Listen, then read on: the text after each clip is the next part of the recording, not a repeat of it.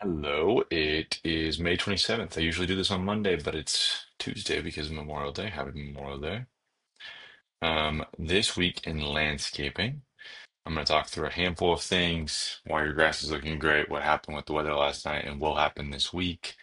We're going to talk about Texas sage, and I have a funny photo at the end. So this is beautiful zoysia lawn, a beautiful zoysia lawn. And I think it'll actually end up even being more beautiful in the next couple of days. And I will tell you why it is not just because of the rain that we had last night. I'm going to explain this chart to you. So down here we have Austin. Up here you have Marble Falls, Lake LBJ to Lake Travis to um, Lake Austin to Lady Bird Lake, Town Lake. Let's call it what it is. They renamed it like 10, 15, I don't know, 20 years ago. But still, we called it Town Lake when I was growing up. Um, Not to say I don't like Lady Bird, I do.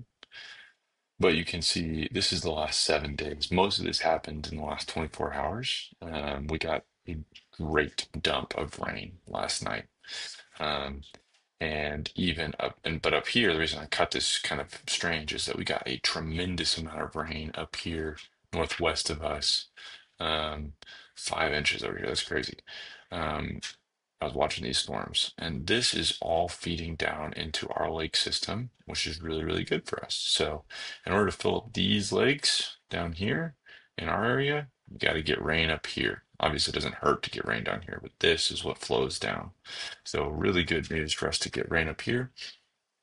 But what was also cool, aside from getting 2 inches, inch and a half of rain in our own yards, is we also had a bunch of lightning. So I stole this lightning picture from a guy named Christopher Sherman. I don't, this was not last night, but it is a cool photo.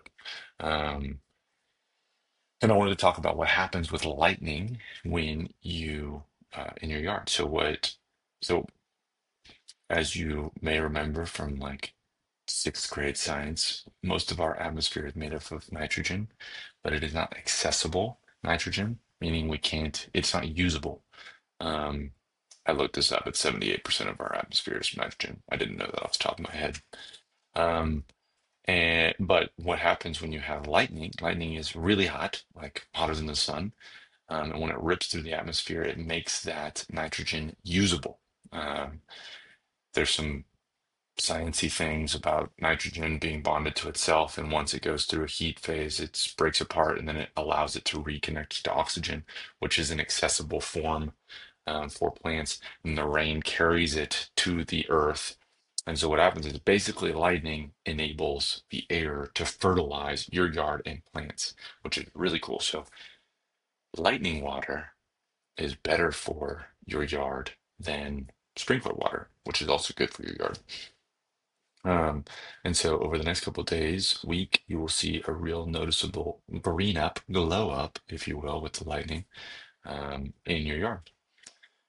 So that's what happened last night. I'm really excited about it. And looking forward, it looks like we've got a bunch of opportunities for rain this week, which is excellent.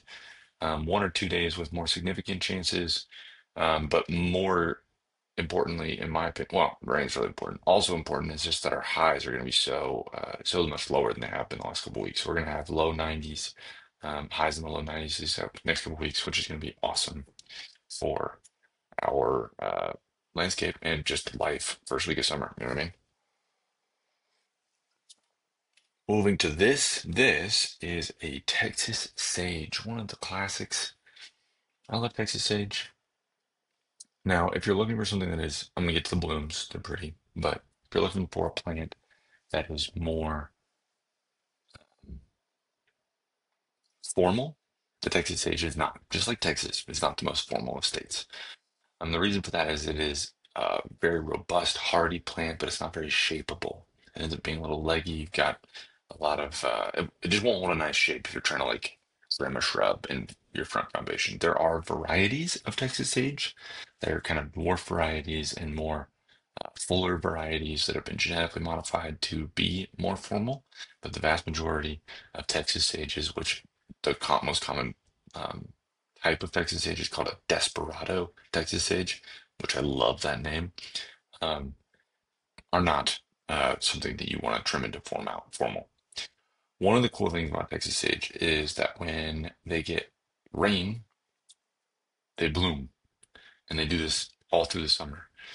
So really cool, beautiful plants. This, I think, well, first of all, my daughter took this picture. Not that I could have done much better, but she took this picture as well, this next one, which is just a terrible picture, which is hilarious to me. I'm not blaming or shaming my daughter. I'm just saying, why didn't we send her the photo? But anyway, these are a little darker purple than most Texas sage blooms. I'm used to Texas sage blooms being a little bit more pastel-y, lighter purple. Um, ooh, but here we are. Um, and since we got rain, you can expect a lot of Texas sages to bloom out this week. Okay, as we wrap here, I just had one photo that I thought was hilarious and I wanted to share because once you see it, you really can't unsee it. It's amazing.